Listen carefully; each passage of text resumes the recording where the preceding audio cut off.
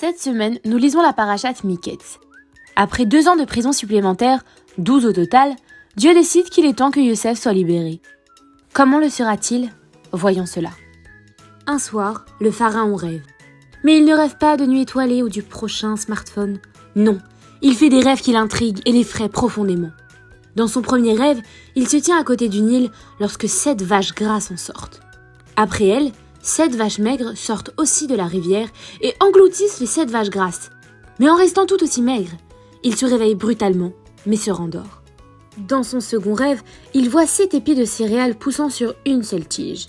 Bientôt, 7 épis minces de céréales commencent aussi à pousser et avalent les 7 épis sains. Le pharaon se réveille à nouveau et cette fois-ci, ne se rendort pas. Aucun de ses conseillers ne parvient à donner une interprétation satisfaisante de ses rêves, mais le maître échanson se souvient alors de son incroyable collet-tenue qui 2 ans plus tôt lui avait prédit sa réhabilitation prochaine au palais, malgré une négligence qui lui avait valu la prison. Présenté devant le pharaon, Yosef lui dit que son aptitude à interpréter les rêves lui vient de Dieu. Ensuite, il procède à l'explication des rêves du souverain. Tes 2 rêves signifient la même chose, il y aura 7 ans d'abondance qui seront suivis de 7 ans de famine. Elle sera si terrible que les années d'abondance seront oubliées. Dieu t'a envoyé ces rêves pour que tu puisses te préparer. Désigne un responsable qui organisera la collecte et la réserve de matières premières. Pharaon, émerveillé, choisit Yosef pour responsable et le désigne pour être son second. Il le pourvoit de magnifiques vêtements, place une chaîne en or sur son cou et le nomme Tzafnat Panéar, qui signifie révélateur de choses cachées. Il lui donne également Osnat, la fille de Potiphar, pour épouse. Ensemble, ils ont 2 enfants, Ménaché et Éphraïm. Les années d'abondance commencent tout de suite. 7 ans plus tard, la famine débute. Mais Yosef, durant toutes ces années, a emmagasiné tellement de ressources, telles que le blé, que l'Égypte ne ressent pas l'horrible famine. Mais celle-ci a affecté les nations autour de l'Égypte, et en Canaan, les réserves s'épuisent, et la faim se fait sentir. Yaakov Avinu, qui y réside, demande à ses enfants de descendre en Égypte pour acheter de la nourriture. Il garde seulement Binyamin, qu'il croit l'unique enfant de Rachel, puisqu'il est persuadé que Yosef a été tué. Quand Yosef découvre que ses frères sont arrivés, il les fait amener au palais. Comme dans son rêve, tous s'inclinent devant lui.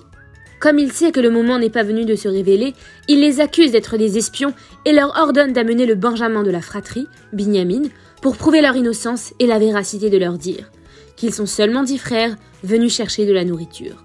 En garantie de leur retour, il fait emprisonner Shimon. Les frères réalisent qu'ils sont punis pour la façon dont ils ont traité Yosef. Quand ce dernier les entend dire cela, il se détourne et pleure. Mais sait que ce n'est pas encore le moment de se révéler. Avant qu'ils ne repartent, il ordonne à son fils Ménaché de remplir leur sac de céréales et de remettre leur argent à l'intérieur. Plus tard, quand ils découvrent l'argent dans leur sac, ils tremblent d'être accusés de vol. Que s'est-il passé ? Pourquoi Dieu leur fait-il cela ? Se demande-t-il. Quand il retourne chez Yaakov, il lui raconte tout ce qui s'est passé. Et lorsque la nourriture commence à se raréfier, les frères rappellent à leur père qu'ils ne peuvent chercher plus de nourriture, à moins que Binyamin ne soit avec eux. Réhouven assure à Yaakov qu'il assumera la responsabilité de Binyamin, mais son père refuse. Comme Yehuda offre sa responsabilité sur Binyamin, Yaakov Avinu accepte, le cœur lourd, qu'ils prennent la route. Avant de partir, il les enjoint de prendre une somme double avec eux, au cas où le prix augmente, et de rendre l'argent retrouvé dans les sacs, et surtout d'offrir un cadeau au souverain. Lorsque les 10 frères arrivent à destination, Yosef les invite à manger et les attable selon leur ordre de naissance en prétextant des pouvoirs magiques émanant de sa coupe qui lui permettraient d'en connaître l'ordre correct. Avant qu'ils ne le quittent, Yosef ordonne à nouveau à Ménaché de remplir leur sac et d'y remettre l'argent. Il demande aussi de mettre sa coupe d'argent dans le sac de Binyamin. Peu de temps après leur départ, les frères réalisent qu'ils sont poursuivis et accusés d'avoir dérobé la coupe du roi. Ils nient le vol, mais sont pris de court en voyant qu'elle se trouve dans la besace de leur plus jeune frère. Yosef leur annonce que ce dernier serait donc fait prisonnier et refuse leur proposition de s'asservir tous avec Binyamin. Yosef veut voir jusqu'où ses frères iront-ils pour défendre et protéger leur plus jeune frère.